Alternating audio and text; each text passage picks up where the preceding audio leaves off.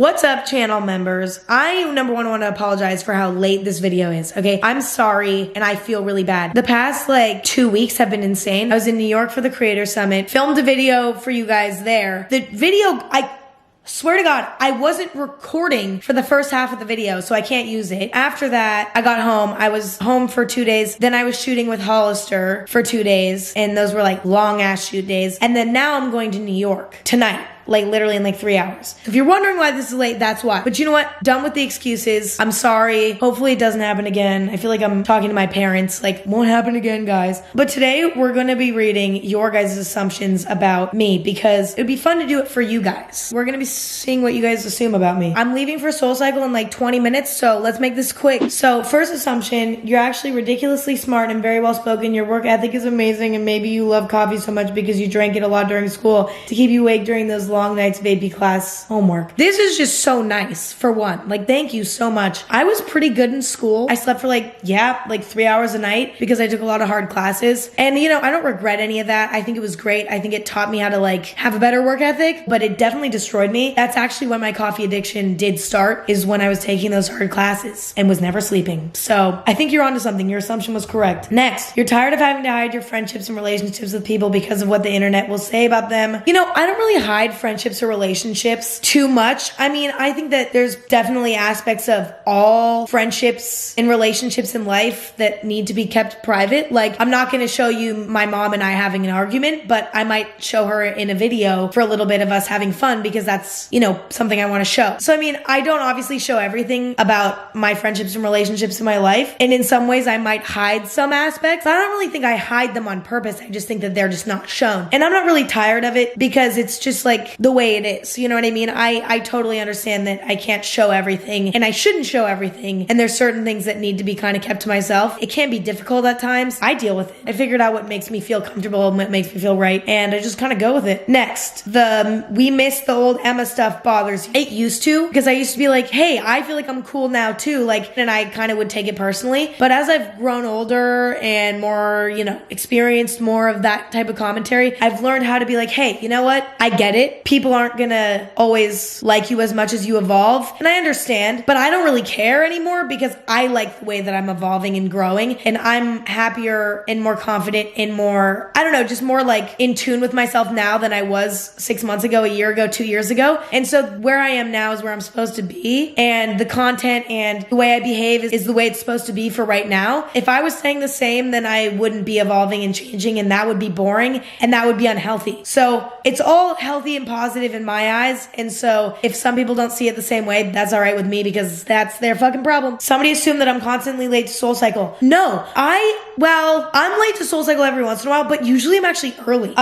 which is awesome because I'm not normally early to stuff. I'm normally right on time, but to SoulCycle, I usually get there 15 minutes early, which is way more than enough time. So I have enough time to take a mirror selfie and be conceited. Next, I assume that you don't miss your old apartment. Absolutely correct. If you guys haven't seen my old apartment or what it looks like, I have an apartment tour somewhere up on my channel. You can check it out. I'm wearing a green sweater in the thumbnail. You could probably find it somewhere. My old apartment was cool, but it was very dark. It looked like a dungeon. It did not feel like a home. There was barely any walls. It felt like a dungeon. So I'm very happy to be out of there. I feel ever since I've moved, my overall headspace has been better. I just think it was one of the best decisions I've ever made to move and to just break my lease. When I moved into that apartment, it was my first apartment in LA. I didn't know anybody. There's a lot of adjusting I needed to do. And I felt the energy in that apartment was very bad, and moving and settling into a new place that felt like my own and felt like an actual home, not like a dungeon studio, was really, really nice for me mentally. And it's bright in here. There's lots of lights. There's rooms, lots of space for my friends and I to hang out. The location is a lot better. I'm close to good coffee shops and I feel safer in this area. So overall, love my new apartment. So grateful. Best decision. Next assumption is that 2019 has been my happiest year. 100%. I have had my fair share of struggles this year, don't get me wrong, but overall, some of the best things that have ever happened to me have happened this year, and I've gotten so much closer with my my friends that I love and care about so much. Kind of figured out a lot of shit. I've learned a lot about who I want to keep in my life, who I want to, take out of my life. I moved this year. I feel like it was kind of like out with the old, in with the new this year. In no way is that negative. Just like I feel like I kind of had a really fresh start this year, and I've had a lot of really great opportunities that have kept me so inspired and,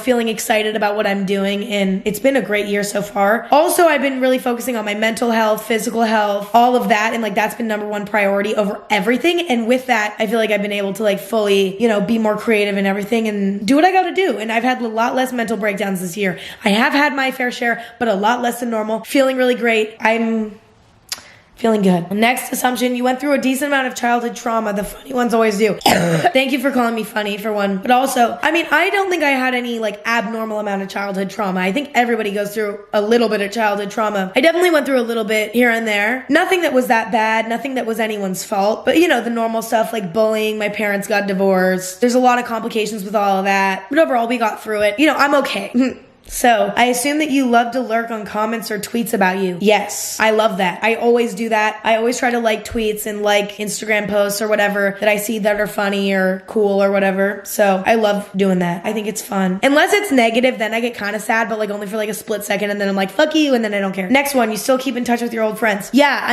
not all of them. There's definitely some friends that don't talk to it anymore, especially from like high school. But when I see them, it's always totally cool, but don't keep like a very close relationship with everybody just because it's impossible. If you had a close relationship with everybody you've ever met in your entire life, you would have no time to do anything. That would be a lot of fucking work. But I definitely still have a lot of old friends that I keep in touch with, and I love them. The ones that stuck around, stuck around. Oh, sis, just asking, you know what? Anyway, I assume you hate celery. I don't know why, I just feel that energy from you. Correct, I don't like celery at all. I hate it. I hate celery juice. I hate celery. I hate everything about celery. Fuck celery. Next assumption, you like to live alone, but not to be alone. Absolutely correct. I love living by myself, would not trade that for the world. Very, very important to me. But my friends sleep over like every night. So I don't really know. It's like technically I live by myself, but not really because I'm always with my friends. But I like that because having people around you at all times or often, not at all times, that's not healthy, but like having people around to keep you sane is so important.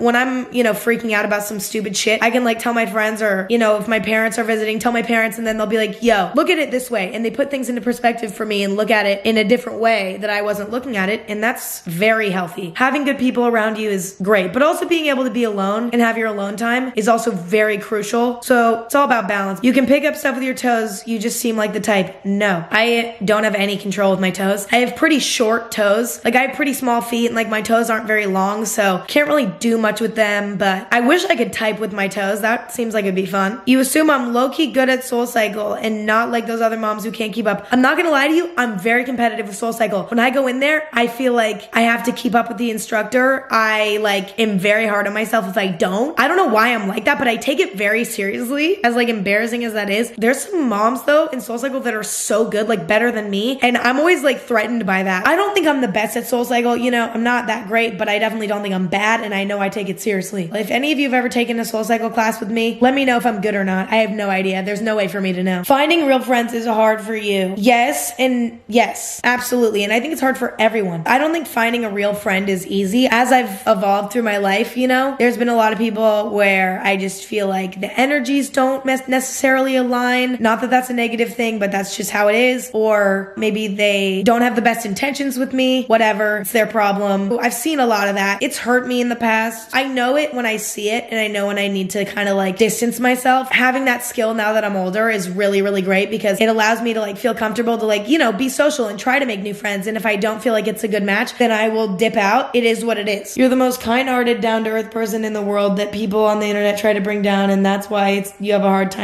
a hard time posting for a while. Number one, thank you. That's really sweet. I hope that I'm like that. I try my best to keep my head in the right place, but I had definitely like an identity crisis for a little bit there because, when people are saying things about you, it's hard not to believe that they're true. And I also was just like going through a period of time in my life where I was meeting new friends and moving to LA, and there's a lot of adjusting I had to do all at once, and it all kind of came crashing down on me. Not to mention my mental health wasn't in the best state. So all of that combined kind of like, made it hard for me to post for a while, but I think I'm doing a lot better, and I'm just trying to like stay true to myself, be as good of a person as I can be. Next assumption is that I actually shower. Correct. I literally shower every day. I don't know why people think I don't. Well, Well, I know why people think I don't shower. It's because I made a joke about it, but I do shower. So everyone can fucking relax. Like I probably shower more than like, well, I'm not gonna get too ahead of myself. I do get lazy sometimes. Like sometimes I'll get back from SoulCycle and I'll take a nap instead of showering right away. But like whatever, you know, it happens. Next, you're really over the parking situation in LA. Yes.